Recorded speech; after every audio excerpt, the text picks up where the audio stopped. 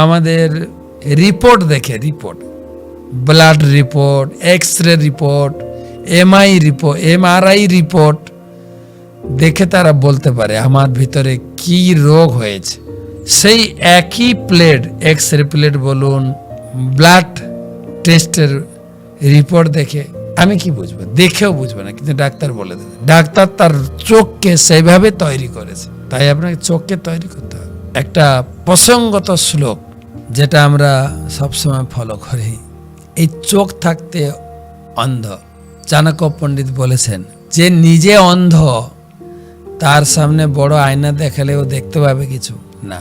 তো সেই জন্য নিজেকে তৈরি করতে হয়, চোখটাকে এমনভাবে তৈরি করতে হয়। ব্রহ্মা বললেন তুমি সব সময়, সর্বত্র, সর্বমুহূর্তে তুমি ভগবানকে দেখতে পারো। তাই ভগবান অর্জুনকে বললেন তুমি যেহেতু আমার ভক্ত, তোমাকে আমি স্পেশাল চক্ষু দিচ্ছি, যার মাধ্যমে আমার স্বরূপটা দেখতে পাবে। কামাতে হবে, তো আমাকে কামিয়ে এমন পুঁজির সঞ্চয় করতে হবে যার মাধ্যমে ভগবানকে দর্শন করা যাবে।